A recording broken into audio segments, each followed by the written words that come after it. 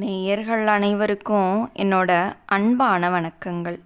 காதல் மன்னன் ஜெமினி கணேசன் திரையில் மட்டும் இல்லை, நிஜ வாழ்க்கையிலையுமே பெண்களோட இதயங்களை கொள்ளையடித்தவர் தான்.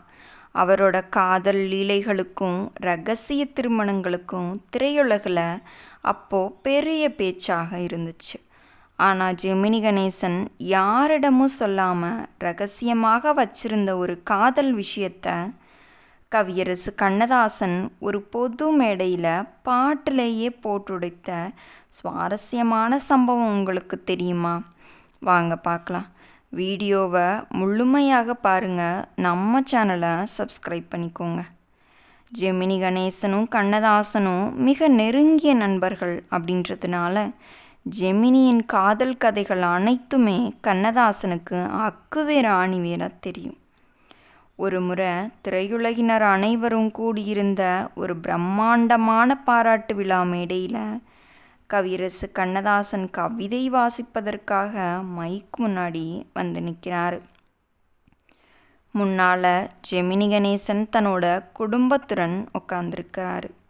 அப்போது கவிஞர் கவிதை பாட தொடங்குறாரு. எல்லாரும் ஏதோ சினிமா பற்றி பேச போகிறாருன்னு நினச்சாங்க.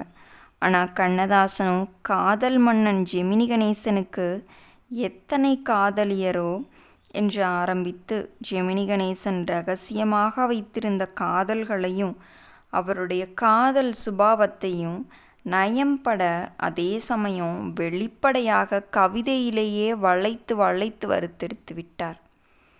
மேடையில் கவிஞர் பாட பாட கீழே அமர்ந்திருந்த மற்ற நடிகர்கள் அனைவரும் சிரித்து கைத்தட்ட ஜெமினி கணேசனும் தன் ரகசியம் அம்பலமான அதிர்ச்சியிலையும் தன் நண்பனின் கவிநயத்தை ரசித்தும் முகத்தை சிவக்க வைத்து கொண்டு சிரித்து கொண்டே அமர்ந்திருந்தார்.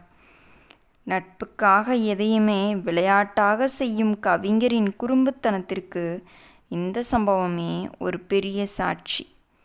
கண்ணதாசனோட இந்த குறும்புத்தனமான குணத்தை பற்றி நீங்கள் என்ன நினைக்கிறீங்க அப்படின்றத மறக்காமல் கமெண்ட்டில் சொல்லுங்கள்.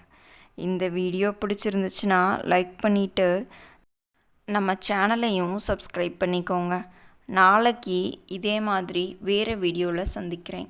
நன்றி, வணக்கம்.